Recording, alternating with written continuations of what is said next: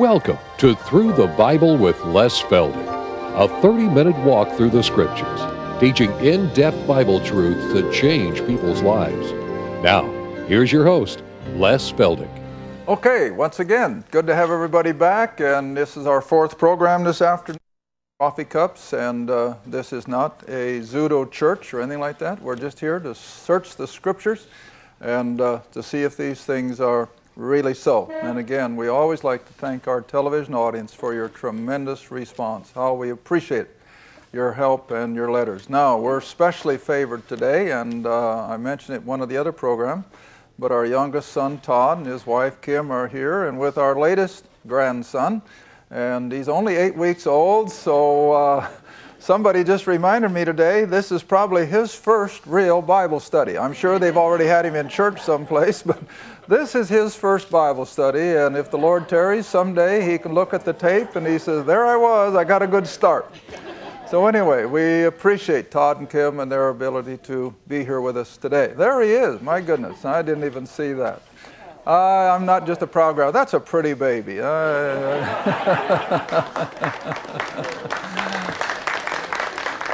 Okay, now then, back to the things at hand. Isaiah 65, verse 1. And this is the Lord's answer now to the prayerful plea of the remnant just before he returns. I am sought of them that asked not for me. I am found of them that sought me not. I said, behold me, unto a nation that was not called by my name. I have spread out my hands all the day unto what kind of people? Rebellious. Now this is Israel. This is Israel.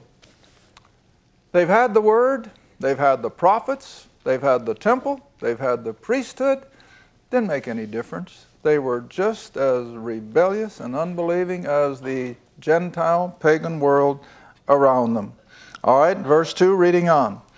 I have spread out my hands all the day unto a rebellious people who walketh in a way that was not good, after their own thoughts. Now, lest you think that this is recent in Israel's history, go back with me to the last verse of Judges. The little book of Judges, chapter 21, and we'll drop in at verse 25.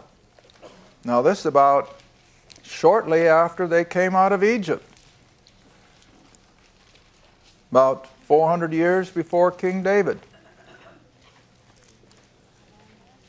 Joshua, chapter 21, verse 25. Now this is unbelievable. Did I say Judges? Oh, I said Joshua. I'm sorry, Judges. I was thinking of Joshua's leadership, but no, Joshua's long dead, and the Judges have been ruling Israel. Samuel, of course, was the last of the judges, but this last verse just typifies ancient Israel almost from day one. And of course, Isaiah is now writing almost 1,000 years later, and he's deploring the same fact. Judges chapter 21, verse 25.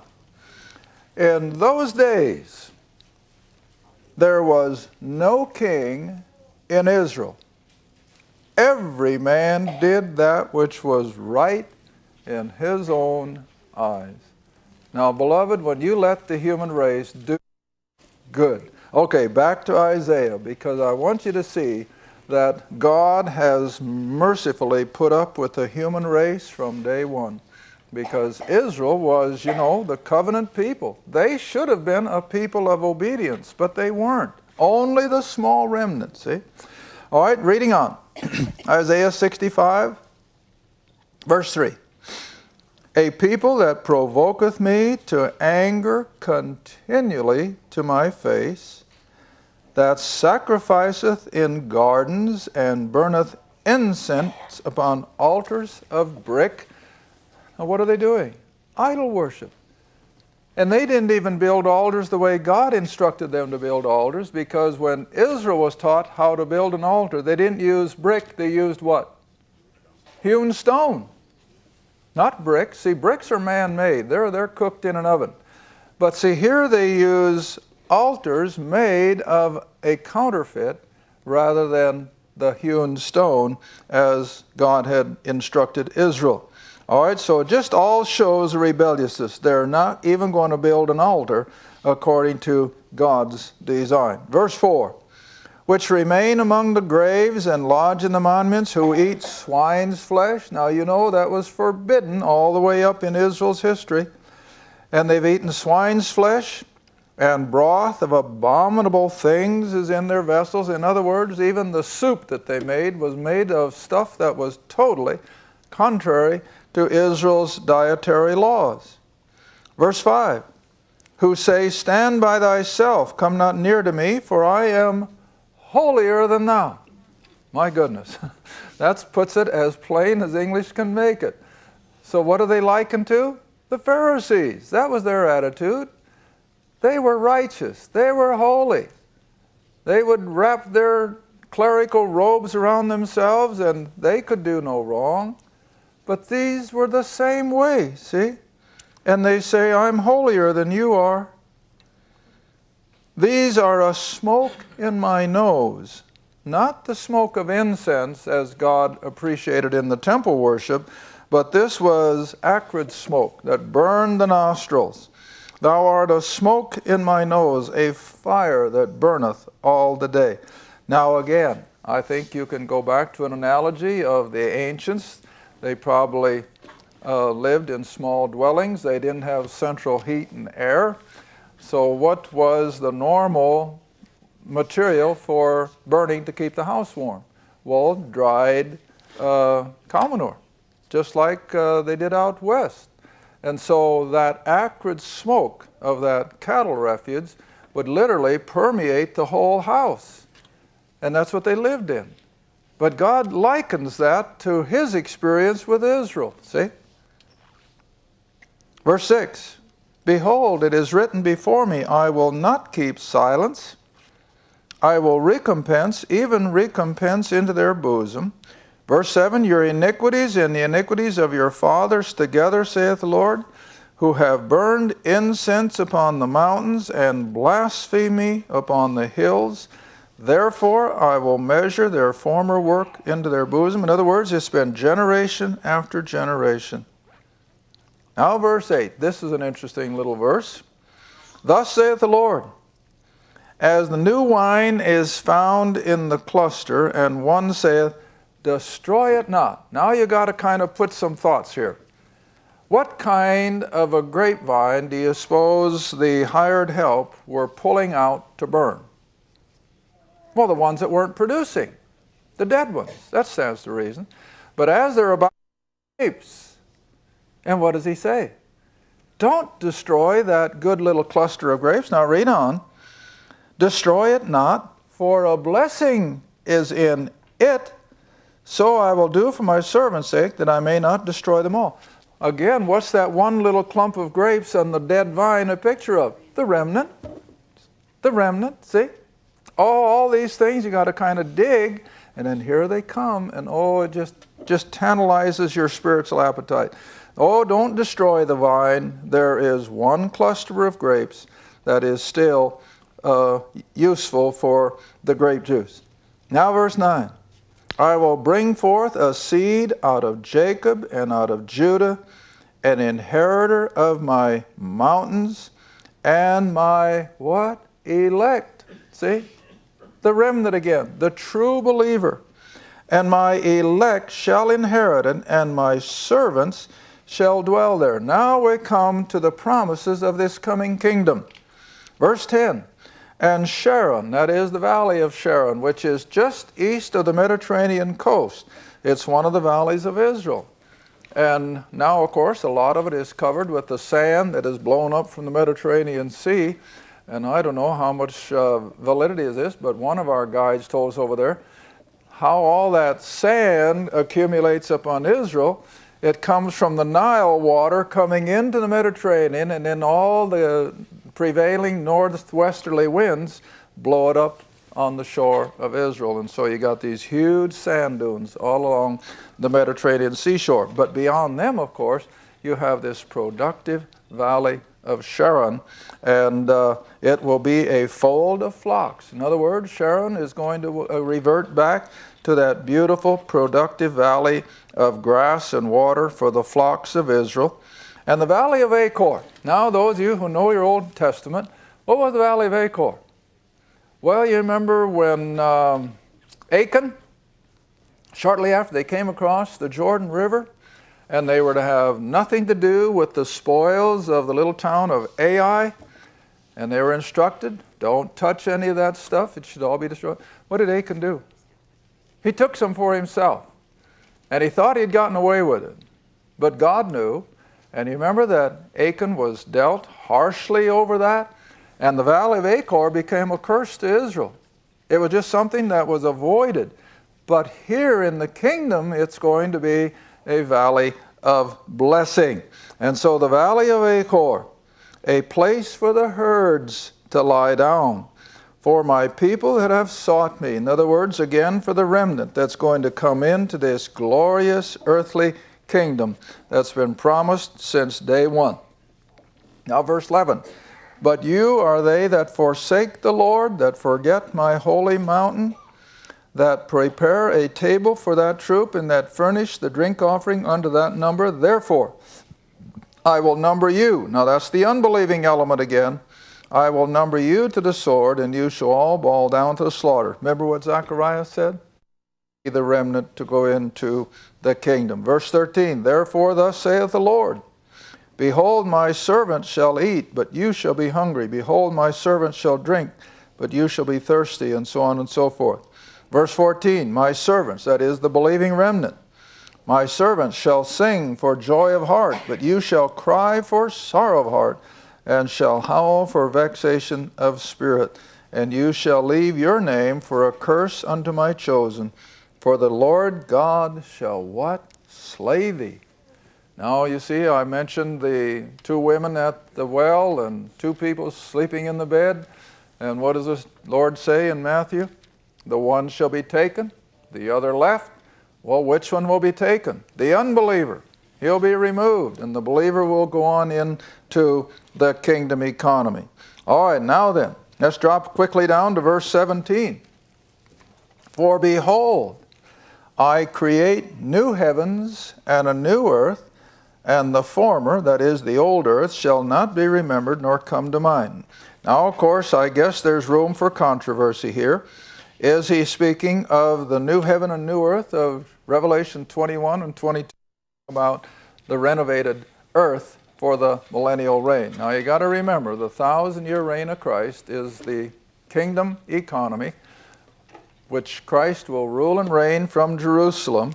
And then at the end of that 1,000 years, you see, according to Revelation, now of course the Old Testament prophets knew nothing of that, but after the end of the millennium, now let's go back to Revelation and take a look at that, if we'll try to take time for it.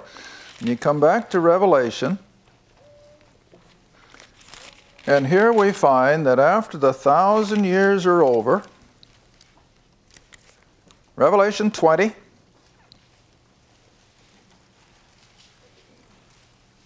verse 7. Revelation 20, verse 7. Revelation 20, verse 7. Now remember, it's going to be heaven on earth because Satan has been locked up. There has been no one to tempt them. They've had perfect environment. They've not been tempted to sin or to rebel until he's released. And then for a little while, he's going to again confuse the multitudes. All right, verse 7 of Revelation 20. And when the 1,000 years are expired, that's the kingdom, the millennium, Satan shall be loosed out of his prison. He'll go out to deceive the nations who are in the four corners of the earth, Gog, Magog, all of them, to gather them together to battle. And it's just a race about the beloved city, which of course is Jerusalem. But this time God wastes no time. Fire comes down from God out of heaven and devoured them. Satan, of course, is consigned to the lake of fire. Then you go through the great white throne, preparing everything for the coming eternal bliss of both Israel and the Gentile world. Now you come into chapter 21, and now John prophetically sees a new heaven and a new earth. And I don't think it's the new heaven and new earth that Isaiah is referring to. He's referring to the 1,000-year earth which will be renovated. But this will be brand new. I saw a new heaven and a new earth, for the first heaven and the first earth were what? Passed away. And Peter puts it in scientific language, and he says that the earth and everything in it is burned up, and it's going to be dissolved, it's going to be melted down, and out of that will then come the eternal new heaven and a new earth. And again, it just seems that God's going to still maintain that separation between Israel and the church, who are the heavenly, even for all of eternity. But whatever. Back to Isaiah quickly now. We only got about half the program left already. So here we're preparing the earth for the millennial reign, heaven on earth. And it's going to be an earth of tremendous production. There will be no want. There will be no sweat of the face. It's going to be an easy production, and food will be in abundance everywhere. All right, verse 19, Isaiah 65. I will rejoice in Jerusalem and joy in my people. The voice of weeping. There shall be no more thence an infant of days, nor an old man that hath not filled his days. In other words, death will be almost unknown in this 1,000-year period. For a child shall die 100 years old. In other words, at 100, they're still just as vibrant as a child. But the sinner being 100 shall be accursed, which means there might be a possibility of someone having to be removed. I think it's going to be so rare that the scripture really doesn't deal with it all that much. All right, now verse 21. It's going to be a kingdom. They shall plant vineyards and eat the fruit of them. They shall not build and another inhabit, which was Israel's history. They'd get their economy going, and enemy forces would come in and take their crops and destroy their houses, and they were under constant turmoil. But that will happen no more. Verse 22, reading on, for as the days of a tree are the days of my people, and my elect shall long enjoy the work of their hands. In other words, I think they'll live the whole 1,000-year period of time, even as they did back before the flood. Verse 23, they shall not labor in vain, nor bring forth for trouble, for they are the seed of the blessed of the Lord, and their offspring with them. Now verse 24. Now this is a perfect parallel with John's Gospel, chapter 14. And it shall come to pass, speaking, I will hear. Now I think I got time. Let's go up to John's Gospel, because this has been such a confusing thing for so many people, and they can't get it through their thinking that Christ was looking forward to the kingdom time when he said so many of these things.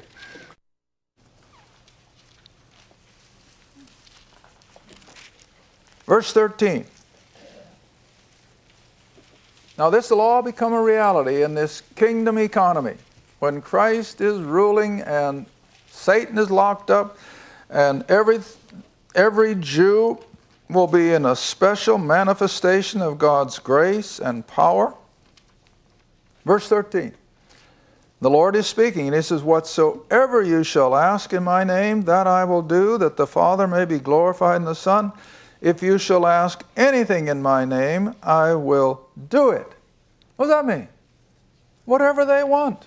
All they have to do is speak it, providing, of course, it's within common sense, and I think that's going to be a given. But it's going to be the time when all their prayers will be answered as if they had merely had the thought. Okay, back to Isaiah quickly now for the last verse in chapter 65. And this is a perfect parallel for Isaiah chapter 11.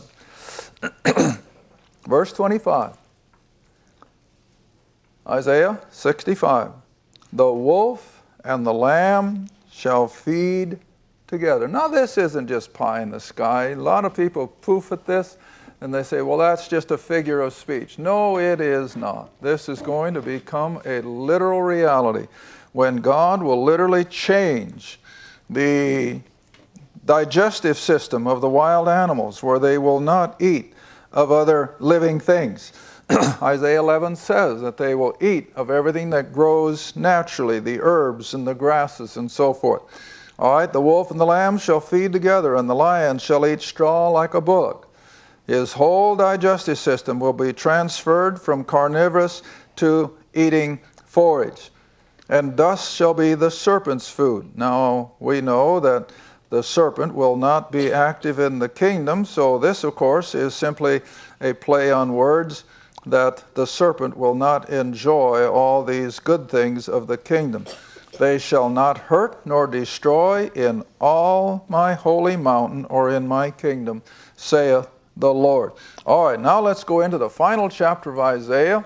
And remember that Isaiah is 66 chapters long, and our Bible is 66 books, so there is a parallel. Verse 1, Thus saith the Lord, The heaven is my throne, the earth is my footstool. Now, what is that a significance of? His sovereignty. The earth is just his footstool. It's just a little marble out of all of God's creation, and it's his. The earth is my footstool. Where is the house that you build unto me, and where is the place of my rest, and so forth. All right, I'm going to skip now so we get a little closer to the end. Verse 5, Hear the word of the Lord, ye that tremble at his word. Your brethren that hated you. Wow, what do we got there again? The little remnant has been hated by the majority. And we're seeing the same thing today. Even amongst Christendom, even in the realms of Christendom, the true believer is more and more being scorned by the masses. They think we're odd. They think we're narrow-minded, and they don't literally take this book to be true. My goodness, we just had a lady share with us during break time, where she was in a church out near the East Coast, where they gave their Sunday school kids the lesson that they came from apes, evolution. If they wanted to teach creation, they could believe it if they want to.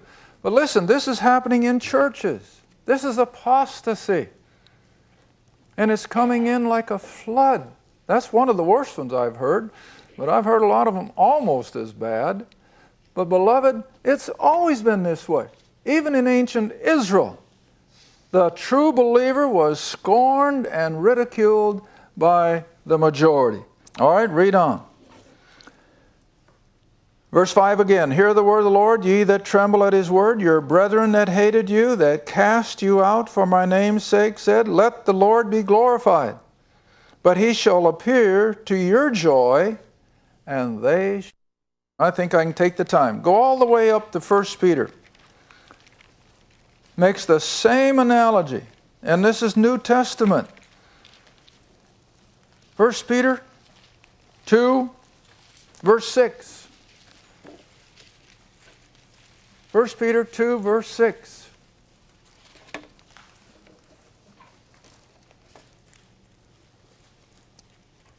First Peter 2, verse 6.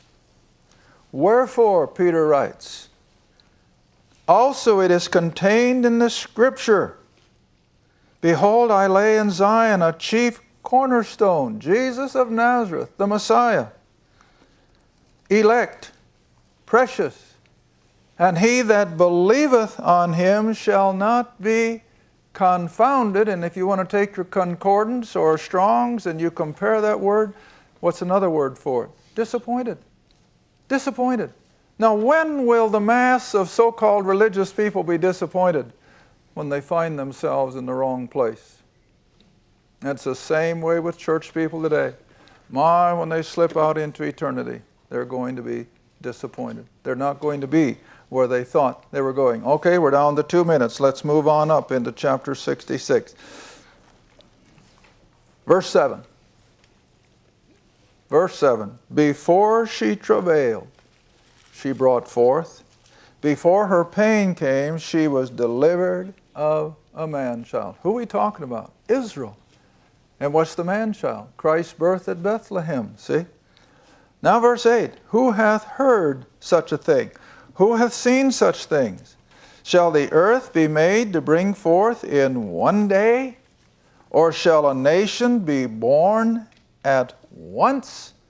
For as soon as Zion travailed, she brought forth her children. Now we're jumping up from the miracle of Bethlehem to the super miracle of the second coming and Christ establishing his kingdom and the saved of Israel entering into all the promises that they've been looking for.